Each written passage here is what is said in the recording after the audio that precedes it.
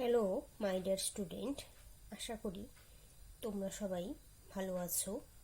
আজ আমি উপেন্দ্র কিশোর রায়চৌধুরীর গুপি গাইন এবং বাঘা বাইন এই শিশু সাহিত্যটি আমি তোমাদের পাঠ করে শোনাবো। তোমরা ভিডিওটিকে স্কিপ না করে প্রথম থেকে শেষ পর্যন্ত শুনবে। এটি একটি মজার গল্প। এটি হচ্ছে কি গুপি গাইন বাঘা বাইন, ঠিক আছে? তো পাঠ আমি শুরু করছি। তোমরা গান গাইতে পারো? আমি একজন লোকের কথা বলবো। সে একটা গান গাইতে পারত। তার নাম ছিল গুপি কাইন। তার বাবার নাম ছিল কানু কাইন। তার একটা মুদির দোকান ছিল। গুপি কিনা একটা গান গাইতে পারত, আর সে গ্রামের আর কেউ কিছু গাইতে পারত না। তাই তারা তাকে খাতির করে বলতো গুপি গাইন। গুপি যদিও একটা বই দুটো গান জানতো না, কিন্তু সেই একটা গান সে খুব করেই গাইতো। সেটা না গেয়ে সে এক তিল থাকতে পারতো না।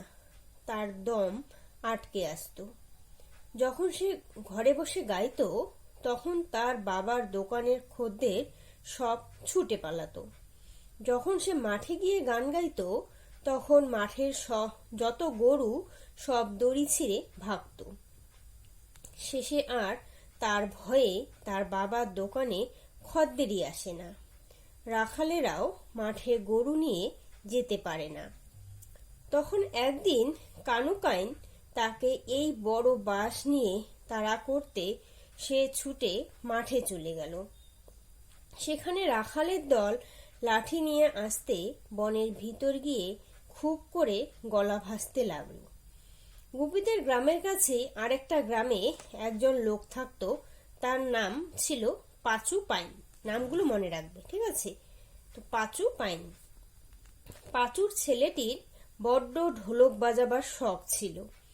বাজাতে বাজাতে সে বিষম ঢলতে থাকতো, আর পা নাড়তো, আর চোখ পাকাতো, আর দাঁত খিঁচতো, আর ভ্রুকুটি করত। আর গ্রামের লোকেরা তা দেখে হা করে থাকতো আর বলতো আহা আহ অহ।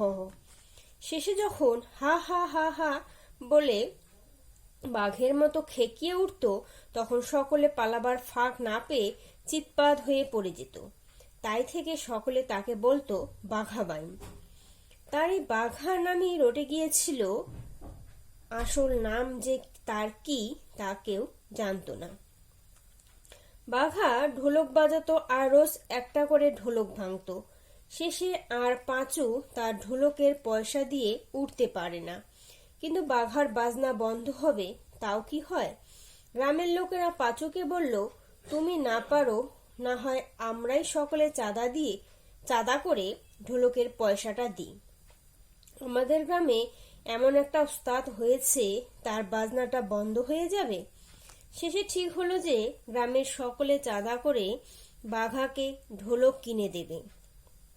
আর সেই ঢোলকটি আর তার ছাউনি খুব মজবুত হবে, যাতে বাঘার হাতেও সেটা আর সহজে না ছেড়ে। সে যা ঢোলক হলো, তার মুখ হলো 3.5 হাত চওড়া, আর ছাউনি মোষের চামড়ার। বাঘা সেটা পেয়ে আর যার পর নাই খুশি হয়ে বললে, আমি দাঁড়িয়ে বাজাবো। তখন থেকে সে দাঁড়িয়ে দাঁড়িয়ে সেই ঢোলক লাঠি দিয়ে বাজায়। 1.5 মাস দিন রাত বাজিয়েও বাঘা সেটাকে ছিঁড়তে পারল না। ততদিনে তার বাজনা শুনে শুনে তার বাপ মা পাগল হয়ে গেল। গ্রামের লোকের মাথা ঘুরতে লাগলো। তার দিন কতক এইভাবে চললে কি হতো বলা যায় না। এর মধ্যে একদিন গ্রামের সকলে মিলে মোটা মোটা লাঠি নিয়ে এসে বাঘাকে বললে, লক্ষ্মী দাদা, তোমাকে 10 হাঁড়ি মিঠাই দিচ্ছি, অন্য কোথাও চলে যাও, নইলে আমরা সবাই পাগল হয়ে যাব। বাঘা আর কি করে, তখন কাজেই তাকে অন্য একটা গ্রামে যেতে হলো। সেখানে দুদিন না থাকতে থাকতেই সেখানকার সকলে মিলে তাকে গ্রাম থেকে বার করে দিল। তারপর থেকে সে যেখানেই যায় সেখান থেকেই তাকে তাড়িয়ে দেয়। তখন সে করল কি, সারাদিন মাঠে মাঠে ঘুরে বেড়ায়, ক্ষুধার সময় তার নিজের গ্রামে গিয়ে ঢোলক বাজাতে থাকে। আর গ্রামের লোক তাড়াতাড়ি তাকে কিছু খাবার দিয়ে বিদায় করে, বলে বাঁচলাম। তারপর এমন হলো যে আর কেউ তাকে খেতে দেয় না। আর তার ঢোলকের আওয়াজ শুনলেই আশপাশের সকল গ্রামের লোক লাঠি নিয়ে আসে। তখন বেচারা ভাবলো, আর না, মূর্খদের কাছে থাকার চেয়ে বনে চলে যাওয়াই ভালো। না হয় বাঘে খাবে, তবুও আমার বাজনা চলবে। এই বলে বাঘা তার ঢোলকটিকে ঘাড়ে করে বনে চলে গেল। এখানে বাঘার বেশ মজাই হয়েছে। এখন আর কেউ তার বাজনা শুনে লাঠি নিয়ে আসে না। বাঘে খাবে দূরে থাক, সে বনে বাঘ ভালুক কিছু নেই, আছে খালি একটা ভয়ানক জানোয়ার। বাঘা আজও তাকে দেখতে পায়নি, শুধু দূর থেকে তার ডাক শুনে ভয়ে থরথরিয়ে কাঁপে আর ভাবে, বাবা গো, ওটা এলেই তো ঢোলক শুদ্ধ আমাকে গিলে খাবে। সে ভয়ানক জানোয়ার কিন্তু কেউ নয়, সে গুপি গাইন। বাঘা যে ডাক শুনে কাঁপে, সে গুপির গলা ভাজা। গুপিও বাঘার বাজনা শুনতে পায় আর বাঘারই মতো ভয়ে কাঁপে।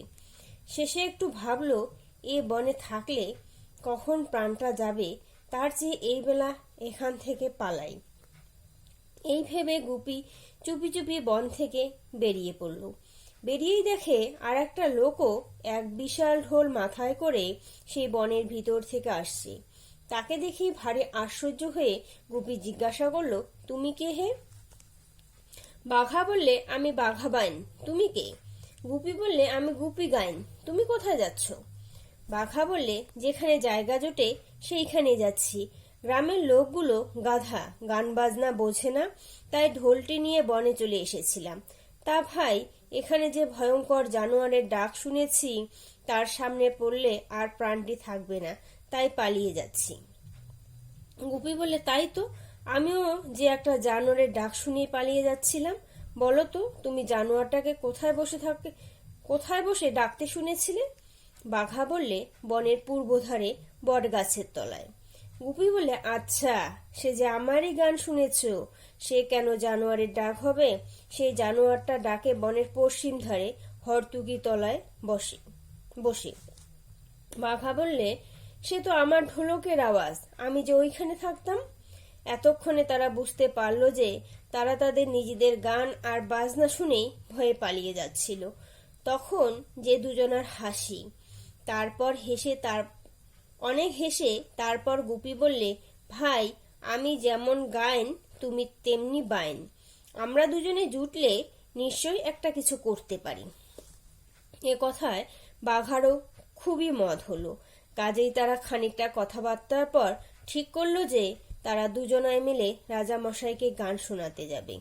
রাজামশাই যে তাতে খুব খুশি হবেন, তাতে তো আর ভুলই নেই।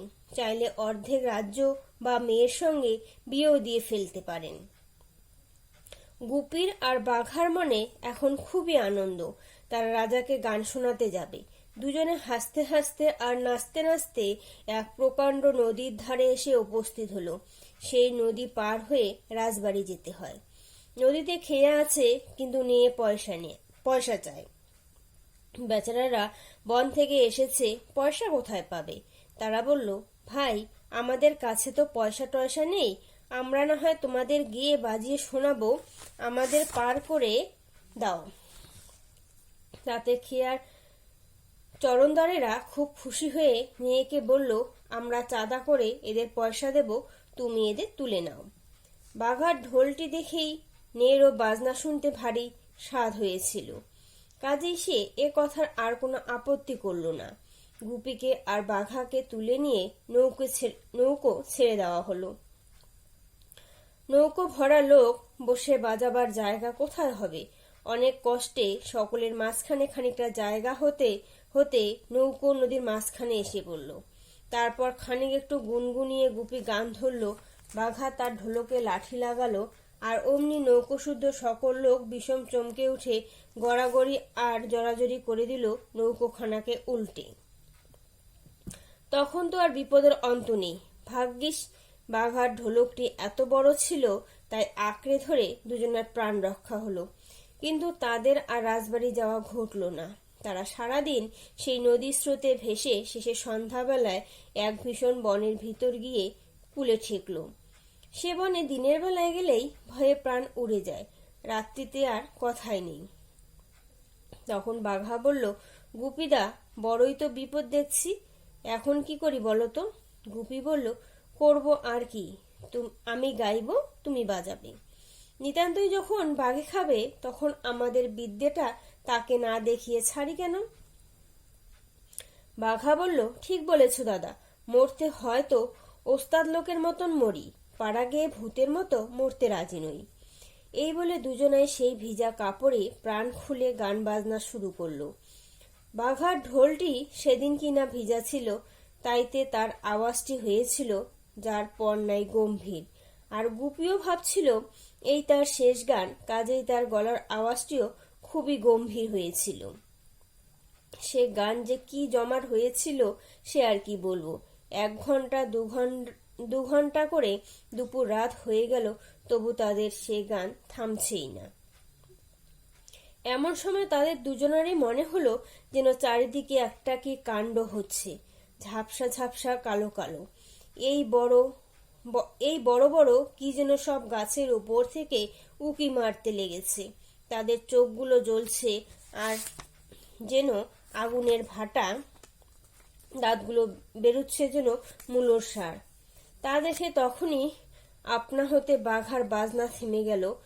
তার সঙ্গে সঙ্গে দুজনার হাত পা গুটিয়ে, পিঠ বেঁকে, ঘাড় বসে, চোখ বেরিয়ে, মুখ হাঁ করে এলো। তাদের গায়ে এমনি কাঁপুনি আর দাঁতে এমনি ঠকঠকি ধরে গেল যে তাদের ছুটে পালাবারও জোর রইল না। ভূতগুলি কিন্তু তাদের কিছু করল না। তারা তাদের গান বাজনা শুনে ভারী খুশি হয়ে এসেছে। তাদের রাজার ছেলের বিয়েতে গুপির আর বাঘার বায়না করতে। গান থামতে দেখে তারা নাকি সুরে বলল, থামলি কেন বাপ, বাজা বাজা বাজা।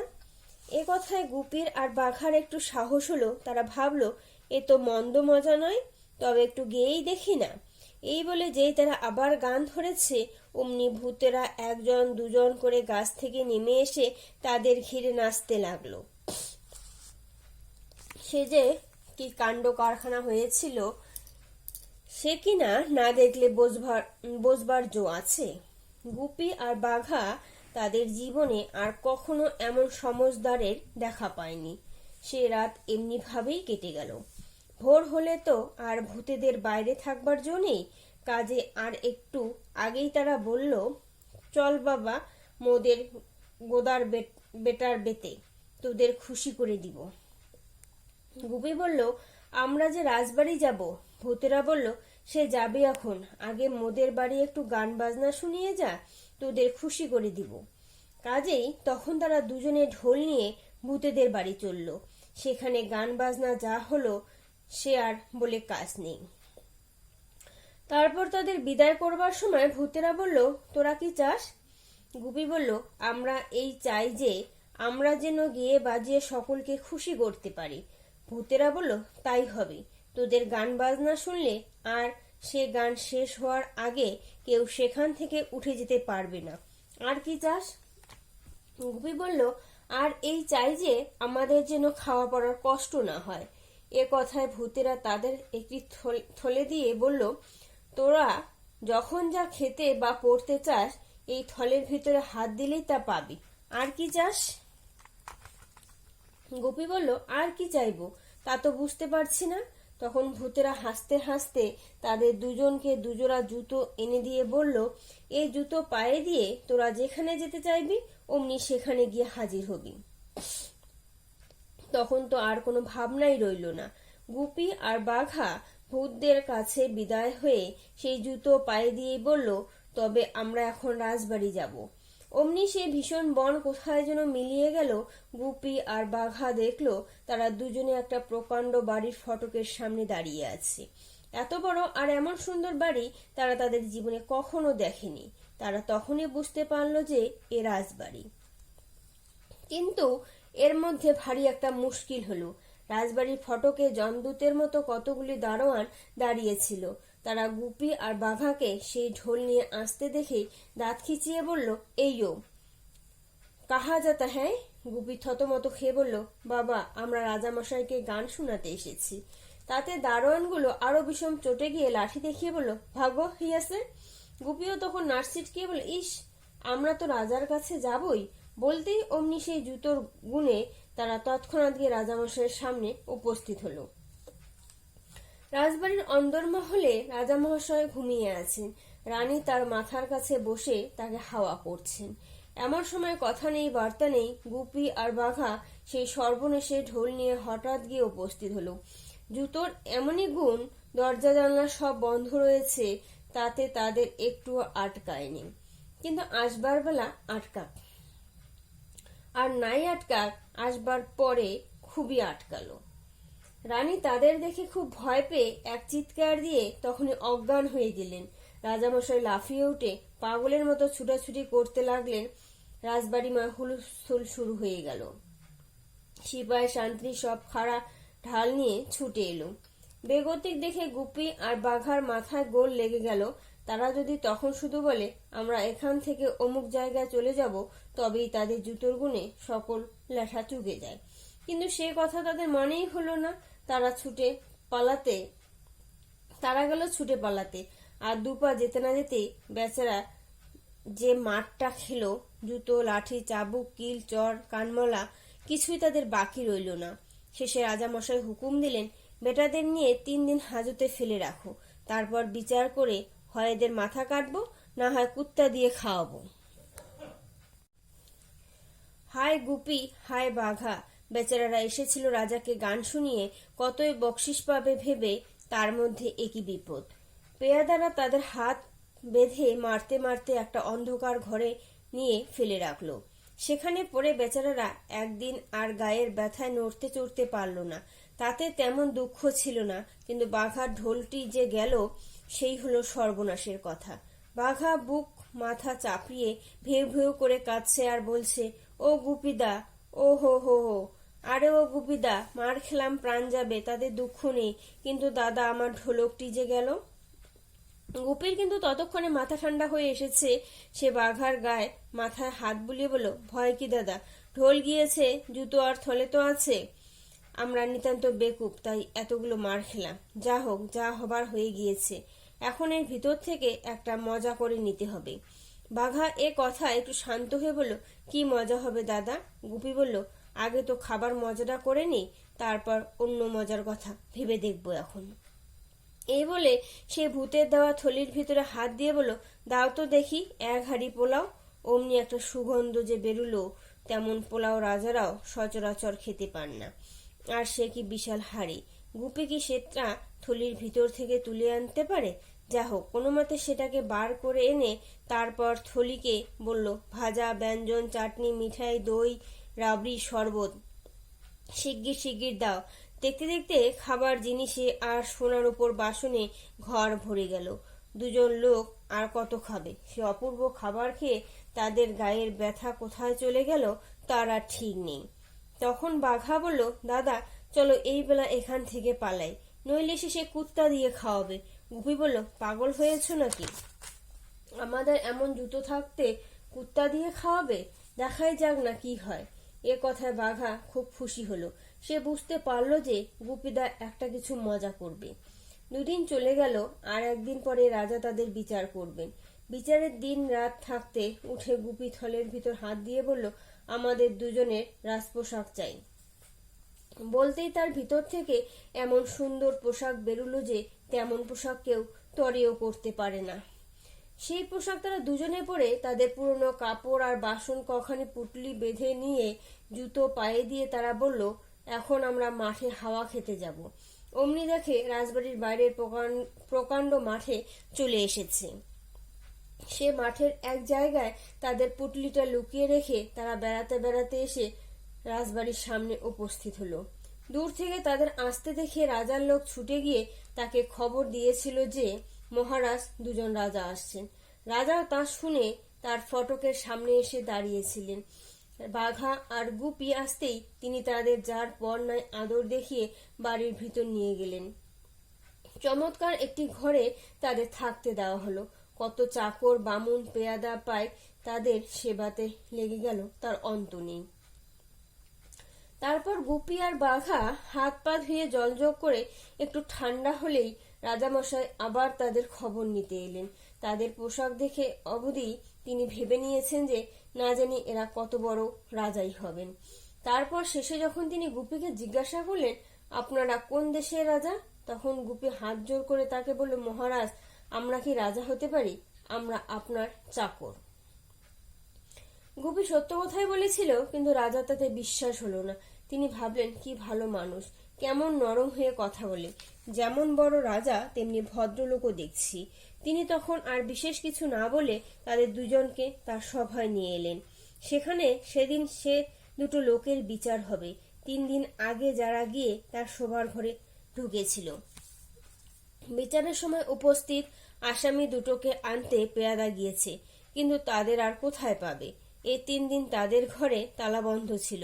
সেই তালা খুলে দেখা হলো সেখানে কেউ নেই, খালি ঘর পড়ে আছে। তখন তো ভারী একটা ছুটোছুটি হাঁকাহাঁকি পড়ে গেল। দারোগা মশাই বিষম খেপে গিয়ে পেয়াদাগুলোকে বকতে লাগলেন। পেয়াদারা হাত জোর করে বলল, হুজুর, আমাদের কোনো কসুর নেই, আমরা তালা দিয়ে রেখেছিলাম, তার উপর আবার আগাগোড়া দরজার সামনে দাঁড়িয়েছিলাম। ও দুটোতে মানুষ ছিল না, ও দুটো ছিল ভূত, নইলে এর ভিতর থেকে কি করে পালালো? এ কথায় সকলেরই বিশ্বাস হলো। রাজামশাইও প্রথমে দারোগার উপর রেগে তাকে কেটেই ফেলতে গিয়েছিলেন। শেষে ওই কথা শুনে বললেন, ঠিক, ও দুটো নিশ্চয় ভূত। আমার ঘরও তো বন্ধ ছিল, তার ভিতর এত বড় ঢোল নিয়ে কি করে ঢুকেছিল? তা শুনে সকলেই বলল, হ্যাঁ হ্যাঁ, ঠিক ঠিক, ও দুটো ভূত। বলতে বলতে তাদের শরীর শিউরে উঠল, গা বেয়ে ঘাম পড়তে লাগলো। তখন তারা বাঘার সেই ঢোলকটির কথা মনে করে বলল, মহারাজ, ভূতের ঢোল বড় সর্বনেশে জিনিস, ওটাকে কখনো আপনার ঘরে রাখবেন না, ওটাকে এখনই পুড়িয়ে ফেলুন। রাজামশাইও বললেন, বাপরে, ভূতের ঢোল ঘরে রাখবো? এক্ষুনি ওটাকে এনে পোড়াও। যেই এ কথা বলা, অমনি বাঘা দুহাতে চোখ ঢেকে হাউ হাউ হাউ হাউ করে কেঁদে গড়াগড়ি দিতে লাগলো।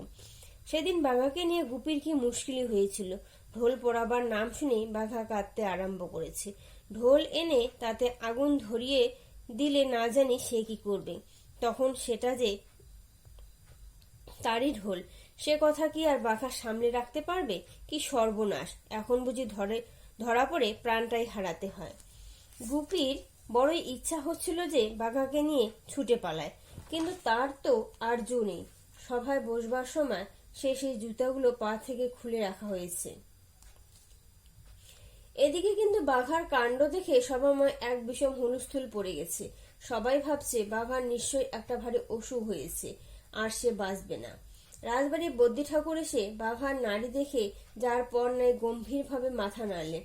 বাঘাকে খুব করে জোলাপের ওষুধ খাইয়ে তার পেটে বেলেস্তারা লাগিয়ে দেওয়া হলো।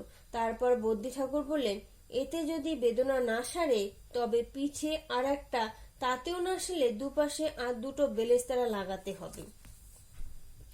এ কথা শুনে বাঘার কান্না তৎক্ষণাৎ থেমে গেল। তখন সকলে ভাবলো যে বদ্যি ঠাকুর কি চমৎকার ওষুধই দিয়েছে, দিতে দিতে বেদনা সেরে গেছে। যা হোক, বাঘা যখন দেখলো যে তার কান্নাতে ঢোল পড়াবার কথাটা চাপা পড়ে গেছে, তখন সে বেলেস্তারার বেদনার ভিতরেই তার মনটা কতক ঠান্ডা হলো। রাজামশাই তখন তাকে খুব যত্নের সহিত তার ঘরে শুইয়ে রেখে এলেন। গুপি তার কাছে বসে তার বেলেস্তারায় হাওয়া করতে লাগলো। তারপর সকলে ঘর থেকে চলে গেলে গুপি বাঘাকে বলল, ছি ভাই, যেখানে সেখানে কি এমন করে কাঁদতে আছে? দেখো দেখি এখন কি মুশকিলটা হলো। বাঘা বলল, আমি যদি না কাঁদতুম তাহলে তো এতক্ষণে আমার ঢোলকটি পুড়িয়ে শেষ করে দিত। এখন না হয় একটু জ্বলুনি সইতে হচ্ছে, কিন্তু আমার ঢোলকটা তো বেঁচে গেছে। বাঘা আর গুপি এমনি কথাবার্তা বলছে, এদিকে রাজামশাই সবাই ফিরে এলে দারোগামশাই তার কানে কানে বললেন, মহারাজ, একটা কথা আছে, অনুমতি হয়তো বলি। রাজা বললেন, কি কথা? দারোগা বললেন, মহারাজ, ওই যে লোকটা গড়াগড়ি দিয়ে কাঁদলো, সে আর তার সঙ্গের ওই লোকটা সেই দুই ভূত, আমি তাদের চিনতে পেরেছি। রাজা বললেন, তাই তো হে, আমারও একটু জন্য সেরকম ঠেকছিল। তাহলে তো বড় মুশকিল দেখছি, বলো তো এখন কি করা যায়? তখন এ কথা নিয়ে সবার মধ্যে ভারী একটা কানাকানি শুরু হলো। কেউ বলল, রোজা ডাকো, ও দুটোকে তাড়িয়ে দিক। আর একজন বলল, রোজা যদি তাড়াতে না পারে তখন তো সে দুটো খেপে গিয়ে একটা বিষম কিছু করতে পারে, তার চেয়ে কেন রাত্রে ঘুমের ভিতরে ও দুটোকে পুড়িয়ে মারুন না। এ কথাটা সকলেরই খুব পছন্দ হলো, কিন্তু এর মধ্যে একটু মুশকিল এই দেখা গেল যে ভূতদের পড়াতে গেলে রাজবাড়িতেও তখন আগুন ধরে যেতে পারে। শেষে অনেক যুক্তির পর এই স্থির হলো যে একটা বাগান বাড়িতে তাদের বাসা দেওয়া হবে। বাগান বাড়ি পুড়ে গেলেও বিশেষ ক্ষতি হবে না। রাজামশাই বললেন, সেই ঢোলকটাকেও তাহলে সেই বাগান বাড়িতে নিয়ে রাখা যাক। বাগান বাড়ি পড়াবার সময় একসঙ্গে সকল আপদ চুকে যাবে। বাগান বাড়ি যাবার কথা শুনে গুপি আর বাঘা খুব খুশি হলো। তারা তো জানে না যে এর ভিতর কি ভয়ানক ফন্দি রয়েছে। তারা খালি ভাবলো যে বেশ আরামে নিরিবিলি থাকা যাবে, সঙ্গীত চর্চাও সুবিধা হতে পারে। জায়গাটি খুবই নিরিবিলি আর সুন্দর। বাড়িটি কাঠের, কিন্তু দেখতে চমৎকার।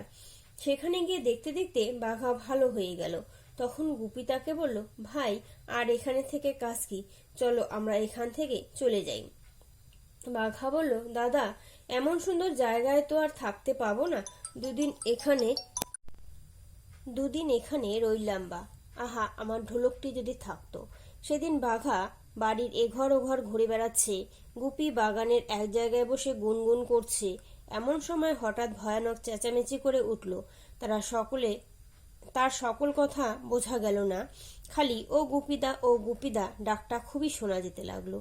গুপি তখন ছুটে এসে দেখলো যে বাঘা তার সেই ঢোলকটা মাথায় করে পাগলের মতো নাচছে, আর যা তা আবোল তাবোল বলতে বলতে গুপিদা গুপিদা বলে চেঁচাচ্ছে। ঢোলক পেয়ে তার এত আনন্দ হয়েছে যে সে আর কিছুতে স্থির হতে পারছে না, গুছিয়ে কথাও বলতে পারছে না। এমনি করে প্রায় আধ ঘন্টা চলে গেলে বাঘা একটু শান্ত হয়ে বলল, গুপিদা, দেখছো কি, এই ঘরে আমার ঢোলকটি, আর কি মজা, হা হা হা বলে আবার সে মিনিট 10 খুব নেচে নিল। তারপর সে বলল, দাদা, এত দুঃখের পর ঢোলকটি পেয়েছি, একটা গান গাও, একটু বাজিয়ে নি। গুপি বলল, এখন নয় ভাই, এখন বড্ড খিদে পেয়েছে। খাওয়া দাওয়ার পর রাত্রে বারান্দায় বসে দুজনায় খুব করে গান বাজনা করা যাবে। রাজামশাই কিন্তু ঠিক করেছেন সেই রাত্রেই তাদের পুড়িয়ে মারবেন। দারোগার উপর হুকুম হয়েছে যে সেদিন সন্ধ্যার সময় সেই বাগান বাড়িতে মস্ত ভোজের আয়োজন করতে হবে। দারোগামশাই 50-60 জন লোক নিয়ে সেই ভোজে উপস্থিত থাকবেন। খাওয়া দাওয়ার পর গুপি আর বাঘা ঘুমিয়ে পড়লে তারা সকলে মিলে একসঙ্গে সেই কাঠের বাড়ির চারদিকে আগুন দিয়ে তাদের পালাবার পথ বন্ধ করবেন। সেদিনকার খাওয়া বেশ ভালো মতোই হলো। গুপি আর বাঘা ভাবলো যে লোকজন চলে গেলেই তারা গান বাজনা আরম্ভ করবে। দারোগামশাই ভাবলেন যে গুপি আর বাঘা ঘুমোলেই ঘরে আগুন দেবেন। তিনি তাদের ঘুম পাড়াবার জন্য বড়ই ব্যস্ত হয়ে উঠলেন। তার ভাব দেখে যখন স্পষ্টই বোঝা গেল যে তারা না ঘুমোলে তিনি এখান থেকে যাবেন না, তখন গুপি বাঘাকে নিয়ে গিয়ে বিছানায় পড়ে নাক ডাকাতে লাগলো। একটু পরে গুপি আর বাঘা দেখলো যে লোকজন সব চলে গেছে, আর কারো সারা শব্দ নেই। তখন আর একটু দেখে যখন মনে হলো যে বাগান একেবারে খালি হয়ে গেছে, তখন তারা দুজনে বারান্দায় এসে ঢোল বাজিয়ে গান জুড়ে দিল। এদিকে দারোগামশাই তার লোকদের বলে দিয়েছেন, তোরা প্রত্যেক দরজায় বেশ ভালো করে আগুন ধরাবি।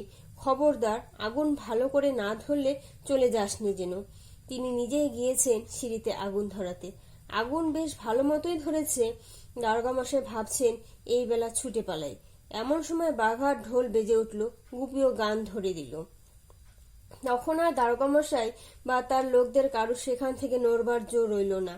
সকলকেই পুড়ে মরতে হলো। ততক্ষণে গুপি আর বাঘাও আগুন দেখতে পেয়ে তাদের জুতোর জোরে তাদের ঢোল আর থলেটি নিয়ে সেখান থেকে চম্পট দিল। সেদিনকার আগুনে দারোগা মশাই তো পুড়ে মারা গিয়েছিলেনই, তার দলের অতি অল্প লোকই বেঁচেছিল। সেই লোকগুলো গিয়ে রাজামশাইকে এই ঘটনার খবর দিতে তার মনে বড়ই ভয় হলো। পরদিন আর 2-4 জন লোক রাজসভায় এসে বলল যে তারা সেই আগুনের তামাশা দেখতে সেখানে গিয়েছিল। তারা তখন ভারী আশ্চর্য রকমের গান বাজনা শুনেছে আর ভূত দুটোকে শূন্যে উড়ে পালাতে সচক্ষে দেখেছে। তখন যা রাজামশাইয়ের কাঁপুনি, সেদিন তার সভা করা হলো না। তিনি তাড়াতাড়ি বাড়ির ভিতরে এসে ভূতের ভয়ে দরজা এঁটে লেপ মুড়ি দিয়ে শুয়ে রইলেন। 1 মাসের ভিতরে আর বাইরে এলেন না। এদিকে গুপি আর বাঘা সে আগুনের ভিতর থেকে পালিয়ে একেবারে তাদের বাড়ির কাছেই সেই বনে এসে উপস্থিত হয়েছে, যেখানে প্রথমে তাদের দেখা হয়েছিল।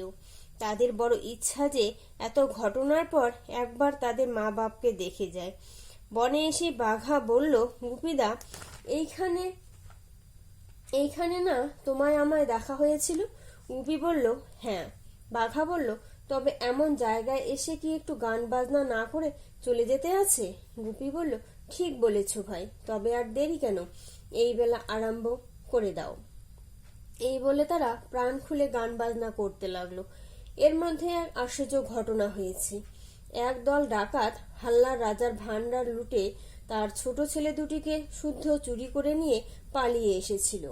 রাজা অনেক সৈন্য নিয়ে তাদের পিছু পিছু প্রাণপণে ছুটেও ধরতে পারছিলেন না।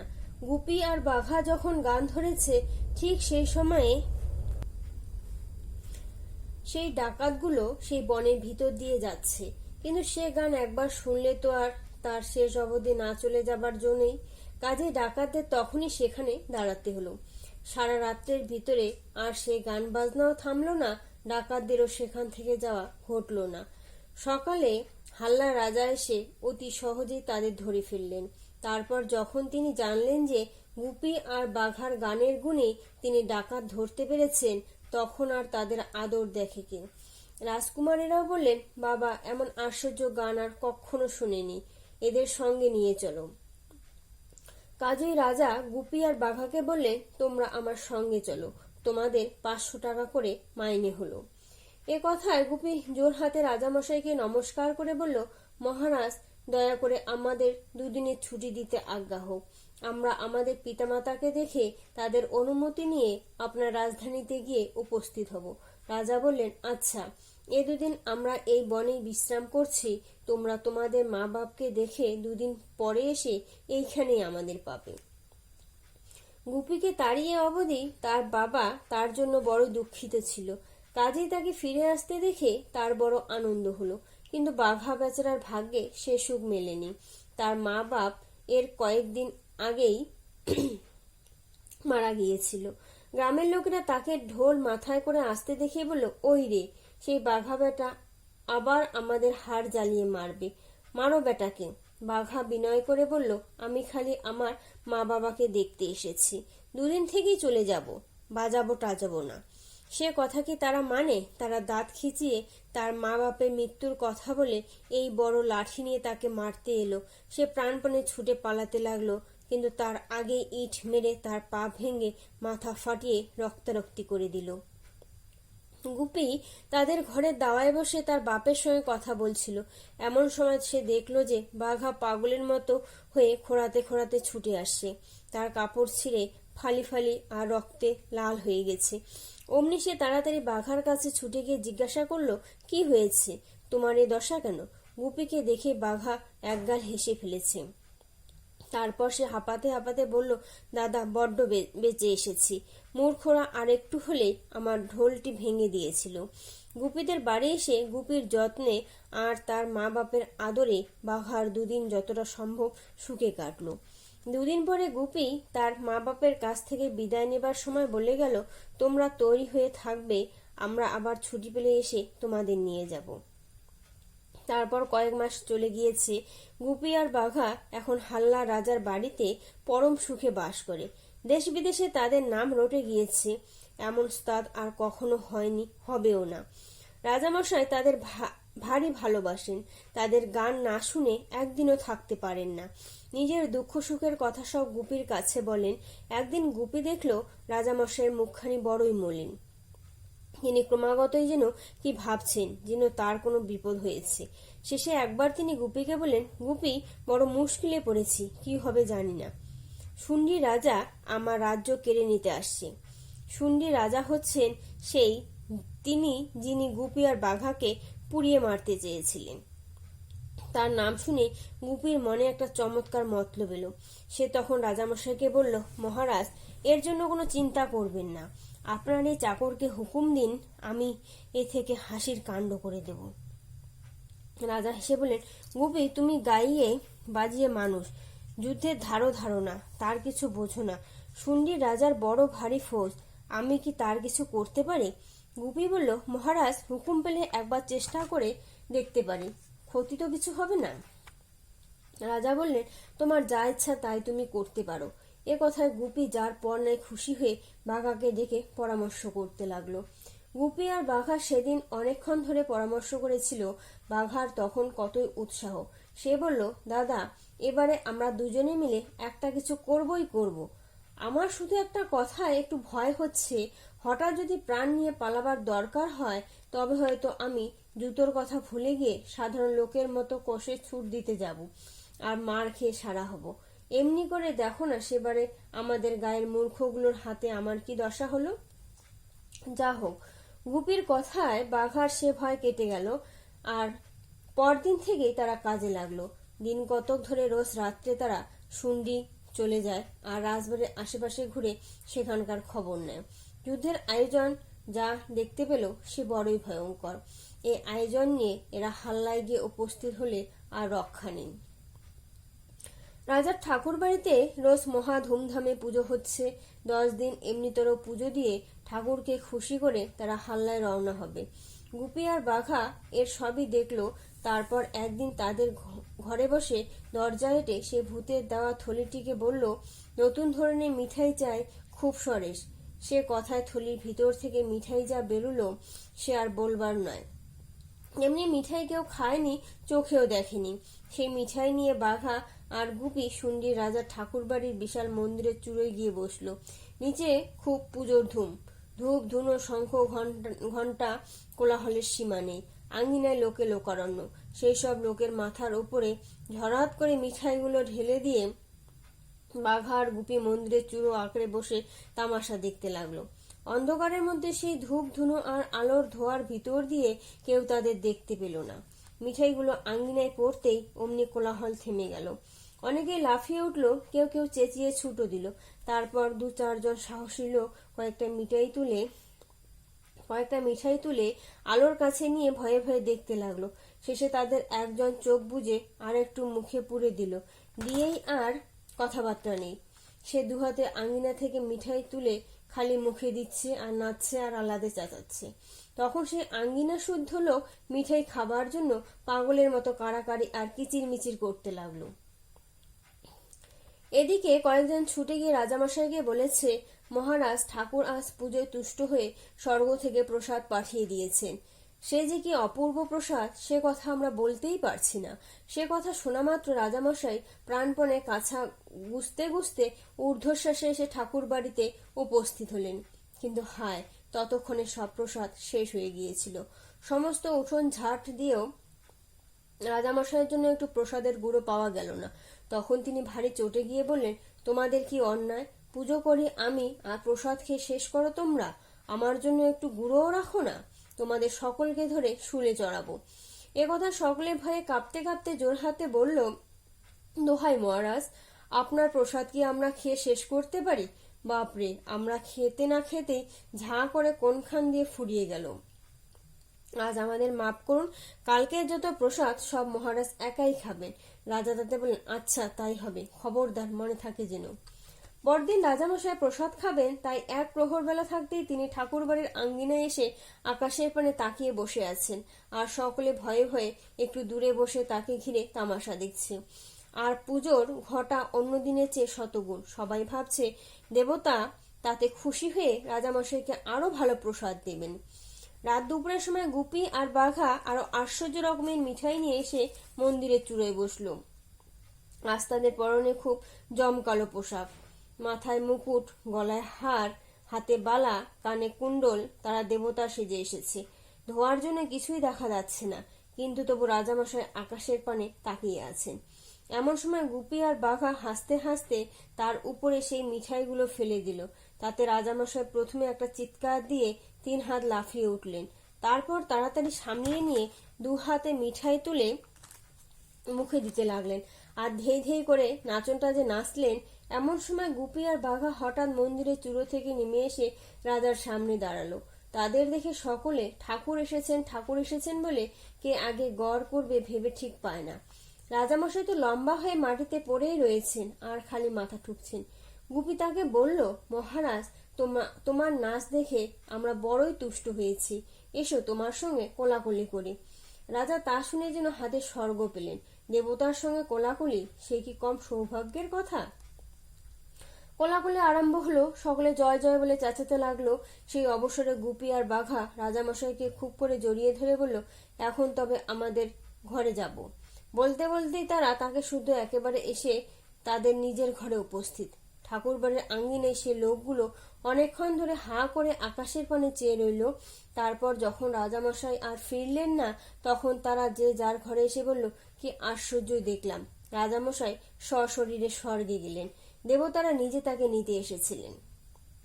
এদিকে রাজামশাই গুপি আর বাঘার কোলে অজ্ঞান হয়ে গিয়েছিলেন। তাদের ঘরে এসে অনেকক্ষণ তার জ্ঞান হয়নি। ভোরের বেলায় তিনি চোখ মেলে দেখলেন যে সেই দুটো ভূত তার মাথার কাছে বসে আছে।